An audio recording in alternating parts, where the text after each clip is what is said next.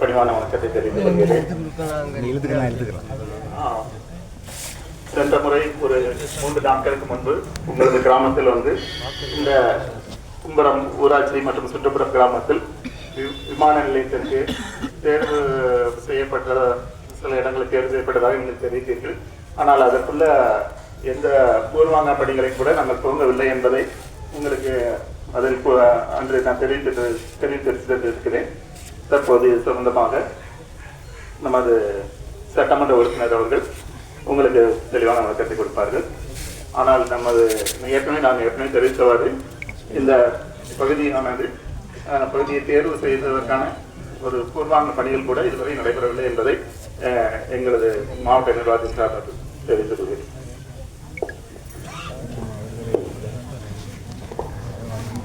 அன்பார்ந்த கும்பரம் உள்ளிட்ட 11 கிராமத்தை சார்ந்த தாய்மார்களே, இதை ஒருங்கிணைந்திருக்கக்கூடிய கிராமத்துடைய தலைவர் அருமை பெரியவர் ஆறுமுகம் ஐயா அவர்களே, முன்னாள் ஊராட்சி மன்ற தலைவர் ராஜேந்திரன் அவர்களே, ஒருங்கிணைப்பு குழு சார்பாக தோழர் ஜீவானந்தம் அவர்களையும், பெருந்திரளாக இங்கே கூடியிருக்கக்கூடிய அன்பு தாய்மார்களுக்கும் கிராம பெரியவர்களுக்கும் ஆண்டவர்களுக்கும் சான்றவர்களுக்கும் என்னோடு இந்த நிகழ்ச்சியிலே வருகை புரிந்த உங்களிடத்தில் உரையாற்றிருக்கக்கூடிய ராமநாதபுரம் கோட்டாட்சியர் அவர்களையும் நம்முடைய ராமநாதபுரத்தினுடைய வட்டாட்சியர் அவர்களுக்கும் மற்றும் என்னோடு வந்திருக்கக்கூடிய திராவிட முன்னேற்ற கழகத்தை சார்ந்த நிர்வாக பெருமக்களுக்கும் அனைவருக்கும் முதற்கண் வணக்கத்தை தெரிவித்துக் கொள்கின்றேன்.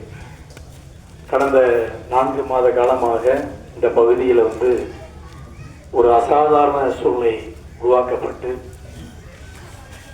நம்முடைய பகுதியில் விமான நிலையம் வர இருக்கின்றது என்ற ஒரு செய்தியின் மூலமாக இந்த பகுதியிலே வாழக்கூடிய, குறிப்பாக விவசாயத்தை நம்பி வாழக்கூடிய மக்கள் அதிகமாக வசிக்கக்கூடிய பகுதி, உங்களிடத்தில் பல்வேறு போராட்டங்களை நீங்கள் எடுத்திருக்கின்றீர்கள்.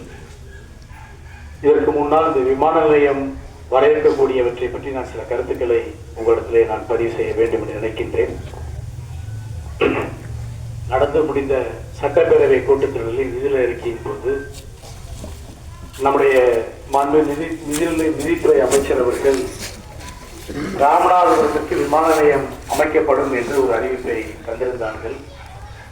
அது எதற்காக என்றால், நம்முடைய பிரதானமான இதிகாசங்களில் சொல்லப்படக்கூடிய அருள்மிகு ராமநாத சுவாமி கோவிலுடைய ஆலயம் இங்கே இருக்கின்றது.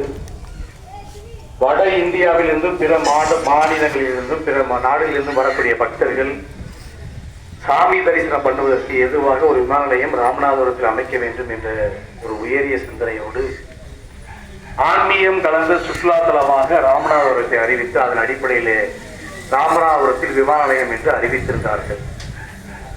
அறிவித்தது மட்டுமல்லாமல் நம்முடைய இடங்களை முதலிலே பார்வையிட்டார்கள். அதிலே முதல் பகுதி ராமேஸ்வரத்தில் இருக்கக்கூடிய தனுஷ்கோடி டு அரிச்சல் முனை அந்த பகுதியை பார்த்தாங்க. காற்றினுடைய அளவு அங்கே அதிகமாக இருக்கின்ற காரணத்தினால் விமானங்கள் இறங்கி ஏறுவதற்கு சிரமம் ஏற்படும் என்று சொல்லிய காரணத்தினால் அதை தவிர்த்து விட்டார்கள். அதுக்கடுத்து உச்சப்புலியை பார்த்தாங்க. உச்சப்புலியில் தனியார் ஒரு இடத்துல, நம்முடைய உச்சப்புலியிலிருந்து ரயில்வே கேட்டுக்கு முன்னால் இடதுபுறமாக இருக்கக்கூடிய ஒரு தனியாருடைய இடங்கள் ஏறத்தாழ ஒரு 400 ஏக்கர் இடங்கள் இருக்கின்றது. அந்த இடத்தை தேர்வு செய்து அதில் அமைக்கலாம் என்று இன்னொரு பார்வையிடுகிற பொழுது அந்த இடம் போதுமான அளவிற்கு இல்லை. ஒரு விமான நிலையம் அமைப்பதற்கு குறைந்தபட்சம் 1000 ஏக்கர் வேணும். 1000 ஏக்கர் நிலங்கள் அந்த இடத்துல இல்லை. அதற்கு ஒரு பகுதி கடலும் ஒரு பகுதி ரயில்வே கேட் வரனால அந்த இடத்தை விட்டுட்டாங்க. அதற்கு அடுத்தபடியாக திருப்புலானி ஊராட்சி ஒன்றியம் மாணிக்கநேரி என்ற கிராமத்தில் ஏறத்தாழ வேளாண் பக்கத்தில் 1200 ஏக்கர் நம்முடைய அரசினுடைய இடமும், மாணிக்கநேரிங்கிற கிராமம் முன்னால் அங்கே மக்கள் வாழ்ந்திருக்கிறாங்க. இப்போ மக்கள் அந்த இடத்துல இல்லை, புலம்பெயர்ந்து மதுரை மெட்ராஸ் மாதிரி எனக்கு சென்றுவிட்ட காரணத்தினால் பரிசாகவே அரசின் சார்பில் 800 ஏக்கருக்கு மேலே அந்த இடத்துல இருக்கு. நம்மளை போன்ற விவசாயம் செய்து இந்த பகுதியை விட்டு சென்றவர்கள் ஒரு 200 ஏக்கருக்கு மேலாக நிலவுடைமையாளர்கள் இந்த ஊரில் இல்லாமல் புலம்பெயர்ந்து சென்றுவிட்ட காரணத்தினால் 1200 ஏக்கர் அந்த மாணிக்கநேரி என்கிற கிராமத்தில் தான் விமான நிலையத்திற்கு இடத்தை தற்சமயம் நம்முடைய வருவாய்த்துறையும் நம்முடைய தொழில்துறையும் ஆய்வு செய்து அந்த இடத்துக்கு தான் முடிவு பண்ணியிருக்கிறாங்க. நம்முடைய கும்பரம் பகுதி அதிகமான விவசாயம் இருக்கக்கூடிய பகுதி, தென்னந்தோப்புகள் மற்றும் பல்வேறு விவசாயங்கள் இருக்கின்றது. ஒரு நல்லா நீங்க தெரிஞ்சுக்கணும், ஒரு அரசின் சார்பில் ஒரு திட்டங்கள் வருகிறது என்றால் அந்த திட்டம் வருகிற பொழுது அந்த பகுதியில் வாழக்கூடிய மக்கள் முதலில் பாதித்து விடக்கூடாது, விவசாயம் பாதிக்கக்கூடாது, வீடுகள் போன்றவைகள் பாதிக்கக்கூடாது என்ற உயரிய சிந்தனை எந்த ஒரு அரசுக்கும் இருக்கும். அந்த அடிப்படையில் நம்முடைய பகுதியை அவர்கள் தேர்வு செய்யவும் இல்லை, அதுக்கான பூர்வாங்க பணியும் எடுக்கவில்லை. தெல்ல தெளிவாக நான் மீண்டும் மீண்டும் சொல்கிறேன், ராமநாதபுரத்துக்கு மிக அருகாமையில் அந்த மாணிக்கநேரி தான் இருக்கிறது. வேறத்தால 10 கிலோமீட்டர் தான் ராமநாதபுரம் டவுனுக்கும் அந்த மாணிக்கநேரிக்கும். அந்த மாணிக்கநேரி பகுதியிலே விமான நிலையம் அமைக்கிற பொழுது எந்த ஒரு பொதுமக்களுக்கு விளையும் இருக்காது, விளைநிலமும் இல்லை. அரசாங்கத்தினுடைய இடமே 800 ஏக்கர் இருக்கின்ற காரணத்தினால் அந்த இடத்தை தான் தேர்வு செய்து தொழில்துறையின் சார்பில், தொழில்துறை அமைச்சரின் சார்பில் அந்த அமைச்சருக்கு அந்த இடத்தை வந்து பார்த்துட்டு போயிட்டாங்க. நிறைவாக அந்த இடத்துல தான் அமைய இருக்கின்றது. ஆனால் நம்முடைய கும்பரம் பகுதியில ஒரு 3 மாதத்துக்கு முன்னால் என்னை சட்டப்பேரவை அலுவலகத்தில் வந்து நம்முடைய நிர்வாகிகள் ஊர் கிராமத்து முக்கியர்கள் சந்தித்தார்கள். அப்பொழுது நான் அவரை சொன்னேன், உங்களுடைய பகுதியில் அமைவதற்கான வாய்ப்பில்லை, விவசாயம் இருக்கிற காரணத்தால் அமையாது, நீங்கள் நம்பிக்கையோடு செல்லுங்கள் என்று அவரிடத்திலே நான் உறுதியளித்து சென்றேன். ஆனால் ஒரு மாத காலத்திற்கு பின்னால் உச்சப்புலிக்கு பக்கத்தில் ஒரு போராட்டம் வைத்தார்கள். அப்புறம் ஆட்சித்தலைவரத்துக்கு மனு கொடுத்தாங்க. ஆட்சித்தலைவரத்தில் ஒரு போராட்டம் வச்சீங்க. இது எல்லாமே என்னை பொறுத்த மட்டும் உங்களால் உங்களுடைய வாக்குகளை பெற்று ஒரு சட்டப்பேரவை உறுப்பினராக நான் வந்திருக்கின்றேன். நான் அதிகமாக குறிப்பாக சொல்ல வேண்டும் என்றால் ஆன்மீகத்தில் மிக ஈடுபாடு உள்ளவன்.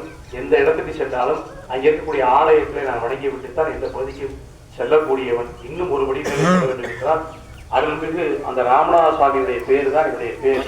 இந்த ஆலயத்துக்கு முன்னால் இருந்து சொல்கிறேன், அருள்மிகு முத்துமாரியம்மன் கோயில் ஆலயத்துக்கு முன்னால் இருந்து நான் சொல்கிறேன், கும்பரம் பகுதியில் அந்த விமான நிலையம் அமைவதற்கு வாய்ப்பே இல்லை, அதை வரக்கூடிய சூழல் இல்லை. அதற்கு உங்களுக்கு உற்ற துணையாக உங்களுடைய சட்டப்பேரவை உறுப்பினர் நான் இருப்பேன் என்று ஆணித்தரமாக அந்த ஆலயத்துக்கு முன்னால் சொல்கிறேன். நீங்கள் தயவு செய்து உங்களுடைய அன்றாட வாழ்க்கையிலே நீங்கள் இருக்க வேண்டும்.